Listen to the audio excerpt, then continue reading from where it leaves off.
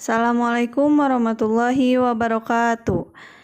Pada minggu lalu kita sudah mempelajari mengenai pecahan biasa dan operasi hitungnya.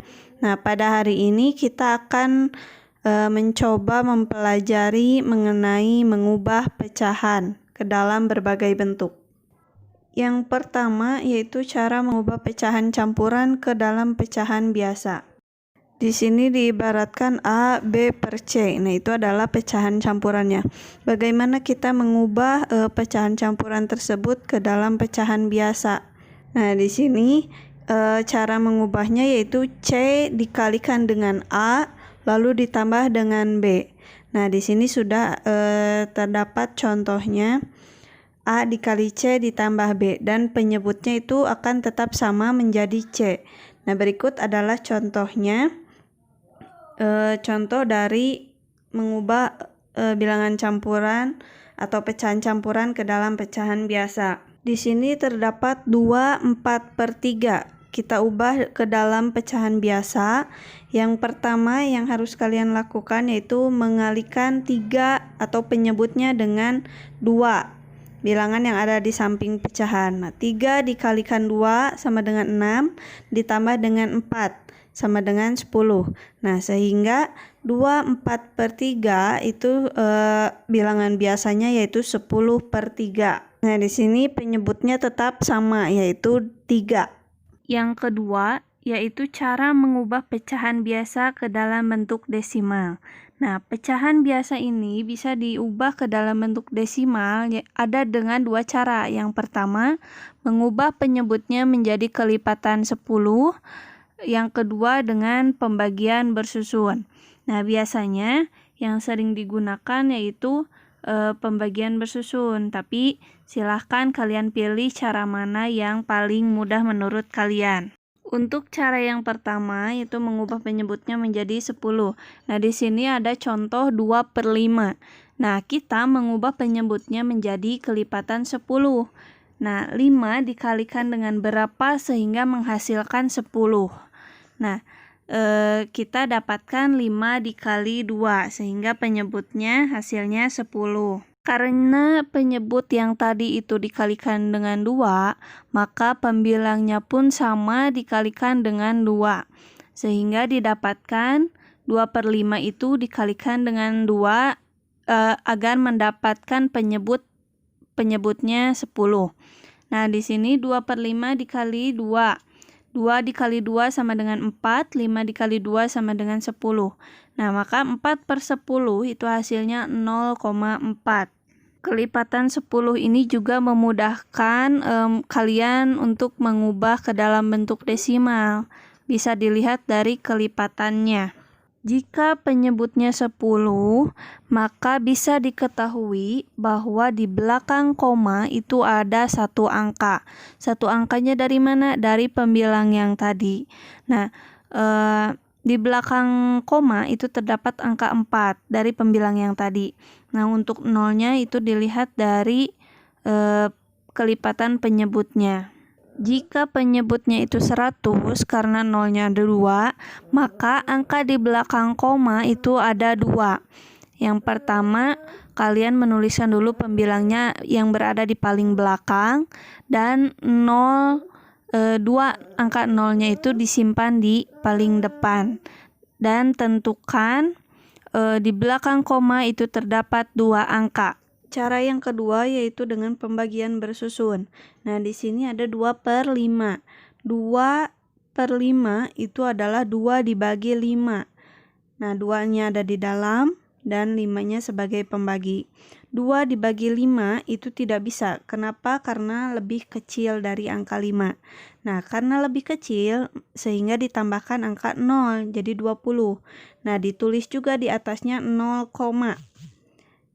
setelah 20 baru dibagi dengan 5. 20 dibagi 5 sama dengan 4.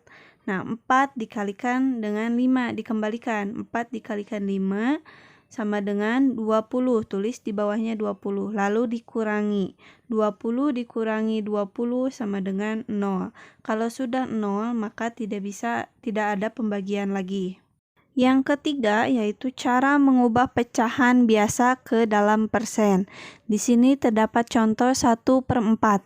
Nah, penyebutnya ini yang angka 4 itu dikalikan dengan bilangan berapa yang menghasilkan 100.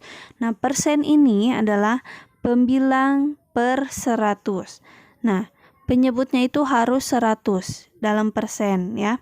Nah, di sini 1/4 itu dikalikan dengan 25 karena 4 dikalikan dengan 25 itu menghasilkan 100 sehingga pembilangnya pun sama dikalikan dengan 25. 1 dikali 25, 4 dikali 25 sehingga menghasilkan 25/100 atau 25% ya. Nah, yang kedua juga sama, 8/10, 10-nya dikalikan dengan berapa agar menghasilkan 100. Nah, di sini sudah diketahui 10 itu dikalikan dengan 10. Sehingga pembilangnya pun sama dikalikan dengan 10 dan didapatkan 8 kali 10 per 10 dikali 10 sama dengan 80/100 atau 80%. Yang keempat yaitu mengubah persen ke pecahan biasa atau pecahan campuran. Nah, di sini terdapat 64%, 75%, dan 255%. Nah, angka berapapun jika di dalam persen, maka jika diubah ke dalam pecahan biasa, penyebutnya yaitu 100. Nah, di sini juga terdapat 64%, diubah ke dalam pecahan biasa yaitu 64/100. 75%, 75-nya menjadi pembilang, persennya ditulis di dalam penyebut yaitu per 100. Setelah didapatkan 64/100, jika mau disederhanakan lagi, kalian tinggal menggunakan FPB. Antara 64 dan 100 FPB-nya berapa? Lalu dibagikan dengan pembilang dan penyebutnya. Nah, di sini contohnya 64 dibagi 4, 100 dibagi 4. Sehingga menghasilkan 16/25. Bu, kalau misalkan cuma sampai 64/100 boleh? Boleh, silahkan saja. Ya, karena sampai situ pun itu sudah betul. Tapi kalau mau lebih disederhanakan, kalian menggunakan FPB. Nah, contoh ketiga 255% ini kita ubah ke dalam pecahan campuran ya, karena di sini 255% itu melebihi angka 100. Nah, sekarang kita ubah 255% ini ke dalam pecahan biasa. 255% itu dapat ditulis 255/100. Nah, karena pembilangnya itu lebih besar, kita bisa menggunakan pembagian bersusun. 255 dibagi dengan 100 itu mendapatkan 2 dan sisanya itu 55 dijadikan pembilang dan penyebutnya itu tetap sama 100. Dari hasil 255/100 itu kalau kalian mau menyederhanakan boleh. Kalau bisa disederhanakan silahkan disederhanakan menggunakan FPB. Yang mana Bu? Yang pembilang dan penyebutnya saja. Yang bilangan bulat angka 2 itu sudah tidak usah disederhanakan. Jadi yang kita sederhanakan yaitu yang 55 dan angka 100. Nah, setelah didapatkan FPB dari 55 dan 100, itu didapatkan FPB-nya 5, sehingga yang dibagi hanya pembilang dan penyebutnya saja. 55 dibagi dengan 5, 100 dibagi dengan 5 juga. 55 dibagi 5 sama dengan 11, 100 dibagi 5 sama dengan 20. Nah, bilangan bulatnya itu tetap 2, disimpan di samping pecahannya. Yang selanjutnya yaitu mengubah bilangan desimal ke persen. Nah, yang pertama, kalian lihat di belakang koma ada berapa angka. Jika di belakang koma ada 1 angka, maka dibuat ke pecahan biasanya yaitu per 10. Tapi kalau seperti nomor 2, di belakang komanya ada 2 angka, 5 dan 4, maka penyebutnya yaitu 100. Begitu juga dengan nomor 3. Jika di belakang komanya ada 3, maka penyebutnya yaitu 1000. Setelah semua bilangan diubah ke dalam pecahan biasa, 0,7 diubah ke dalam pecahan biasa menjadi 7/10, 0,54 menjadi 54/100, dan 0,495 menjadi 495/1000. Nah, semuanya kita ubah penyebutnya menjadi 100.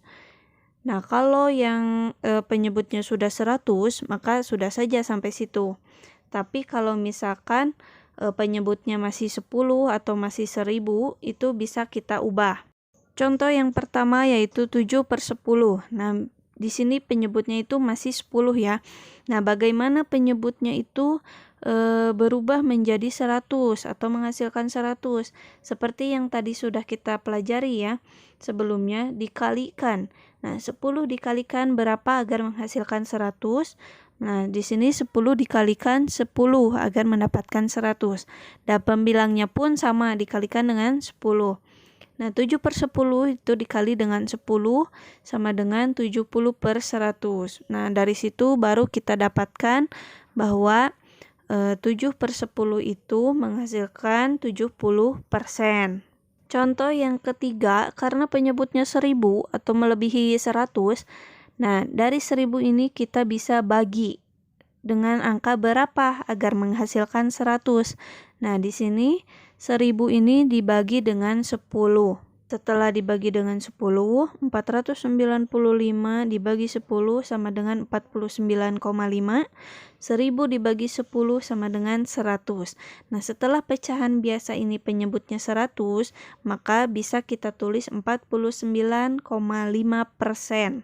Yang terakhir yaitu mengubah bilangan desimal ke pecahan biasa atau campuran. Nah, di sini contohnya, kebetulan di belakang koma itu semuanya ada 2 angka. Sehingga semua penyebutnya itu 100 ya. Kenapa? Karena di belakang koma ada 2 angka. Kalau ada 3 angka, maka penyebutnya itu per 1000. Tapi kalau ada 1 angka, maka penyebutnya per 10. Nah, di sini angka-angka yang berada di belakang koma itu kalian tulis sebagai pembilangnya. Jadi, kalau dituliskan nomor 1 itu 0,24 sama dengan penyebutnya itu sudah pasti 100 dan 24-nya disimpan sebagai pembilang, sehingga 0,24 ditulis ke dalam pecahan biasa yaitu 24/100. Begitupun nomor 2 sama ya, itu penyebutnya 100 dan 45-nya ditulis sebagai pembilang. Nah, contoh nomor 3 ini karena di depan angka itu terdapat bilangan ya, bukan 0. Nah, bilangannya yaitu 3. Maka 3 di sini kalian simpan sebagai bilangan bulat yang berada di depan atau sebelum pecahan. Setelah bilangan bulat itu disimpan, maka yang 36-nya itu ditulis sebagai pembilang. Yang berada di belakang koma itu ditulis sebagai pembilang. Penyebutnya berapa?